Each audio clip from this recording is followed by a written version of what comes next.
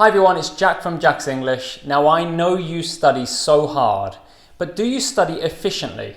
More importantly, do you remember what you've studied when you have a conversation? If not, then I have just the thing for you.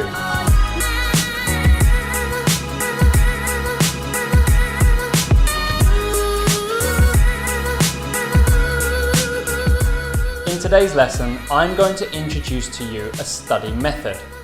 This study method is called active recall. So in this video, I'm going to teach you what active recall is, why it's so effective, and then how you can use it in your study. So let's start off with the what.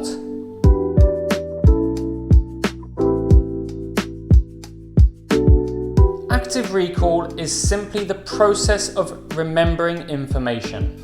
More specifically, it's the process of retrieving information without the use of cues.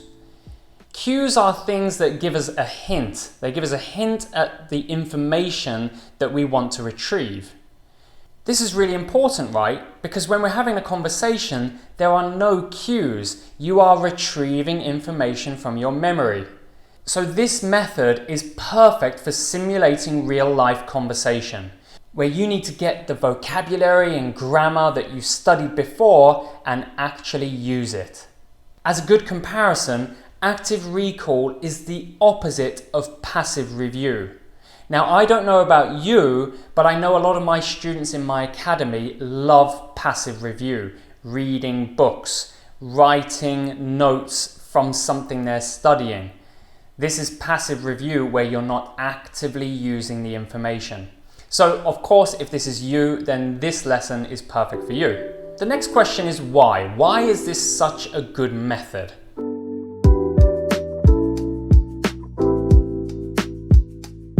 The most important reason is when we're studying something, we need to move the information from the short-term memory to the long-term memory.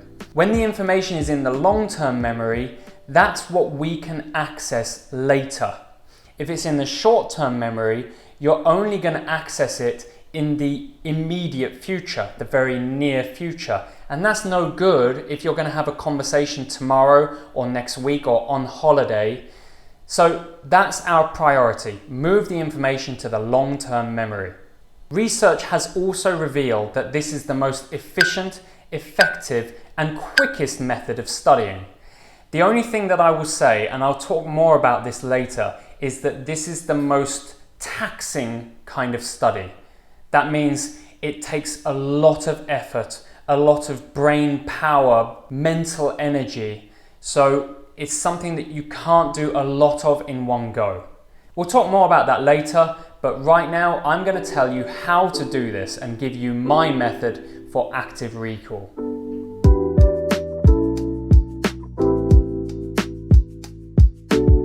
So for you to use active recall, I want you to go through my 4-step process. Number 1 is to organize your notes. Remember, with active recall, we can use this for anything. So today we're talking about learning vocabulary, structures, certain grammar tenses. It doesn't matter what it is, but the first step is to organize your notes. Now, as a side note, ideally, this is better if the material is connected and you organize the material into the same topic or the same grammar tense. There has to be a connection there. I very often see my students in Korea learn pages of 50, 100, 150 words that have zero connection. Now, it's possible to use this study method and it would be effective, but ideally, I think it's most important that you are connecting that material into one specific area. Part 2 is to learn the material. Now, of course, you can't revise something and put it into the long-term memory if you don't understand it. So part 2 is all about understanding the material. This simply means watch the video, read the notes, study that grammar point. For example, you could use one of my grammar videos. So you say, okay, I'm going to study past continuous with Jack's English. Let's watch that video and make sure I understand. That's part 2, understanding the material that you need to memorize. Part 3, this is active recall. So this is where we're actually going to use today's main study method. Firstly, put those notes away.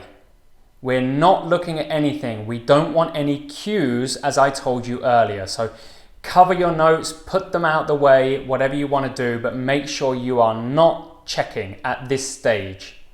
Now, what I want you to do is recall as much information as you can from your notes. I'd like you to start verbally first. I think it's important to recall verbally because the majority of the time when you're using English, it will be verbally. It will be those situations where you're talking to someone. So try, even if you're recalling how to use past continuous, recall it verbally. For example, okay, past continuous is used for a specific time in the past and it refers to a long action. An example of this is at 2 p.m. today, I was studying English.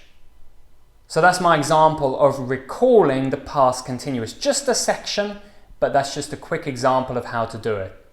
Now, if you are studying a vocabulary list, recall it verbally first, then write down. Recall verbally, write down. That's a better method because, of course, you need to write a list so you know what you've already said. But remember, don't have the original list in front of you. You are making a new list. Part 3, get those notes back out and review. Review what you couldn't recall. You need to know what hasn't gone into the long-term memory. If you could recall it, it's probably gone into the long-term memory and you'll probably be able to recall it in the future. If you couldn't recall it at all, it is not there. You need to redo it. You need to review what you couldn't recall and continue with your study. Now, those are the 4 steps, but it's not the end of this type of study. You need to repeat step 3 and 4 several times until you really feel like it's in that long-term memory. Once you've reviewed the material, you've seen, okay, I couldn't recall this, go back to part 3, put the notes away and try to recall again. This is a repeated step. Don't do it too many times. You probably want to do it maybe 3 times maximum. And by that point, you will have at least most of the information in your memory. So that's the technique, the active recall technique. This is so powerful, but I want to give you one warning because I don't want you to be discouraged. This type of study is very mentally taxing.